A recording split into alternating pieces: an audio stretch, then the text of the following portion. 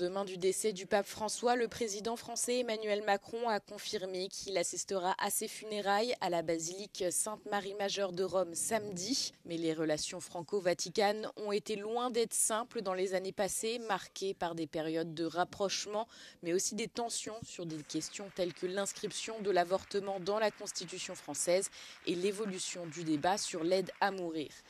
Bien que souvent accusé de froideur à l'égard de la France, le pape François s'est rendu dans le pays à 3 reprises, soit plus que tout autre au cours de ses 12 années de pontificat.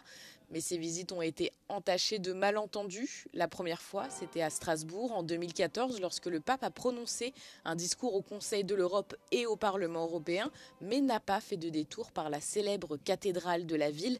9 ans plus tard, le pape se rend à Marseille et déclare « Je vais à Marseille, pas en France », une déclaration qui a suscité de nombreux commentaires. Le souverain pontife a célébré la messe dans un stade plein à craquer et a appelé à une approche plus compatissante à l'égard des migrants, une manière subtile de critiquer la politique du gouvernement français. Le persone che rischiano di annegare quando vengono abbandonate sulle onde devono essere soccorse. È un dovere di umanità, è un dovere di civiltà.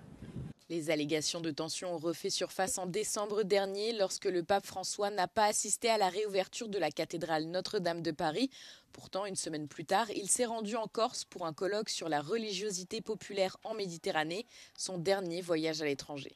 Mais les experts affirment qu'il s'agissait moins de politique que de proximité avec les fidèles. C'est des visites pastorales et c'est vraiment l'axe qui était primordial chez le pape François, c'est mettre en avant cet aspect pastoral et il ne souhaitait pas effectuer des visites d'État qui auraient entraîné un protocole très important. Il voulait vraiment aller au contact des fidèles. Le Vatican a longtemps défendu ses choix de voyage, affirmant qu'ils reflètent l'engagement de François envers les périphéries de l'Église, des endroits négligés par les papes précédents comme la Mongolie et l'Asie du Sud-Est. Un pape qui a rompu avec la tradition, non pas pour s'éloigner de la France, mais pour aller à la rencontre des périphéries du monde catholique.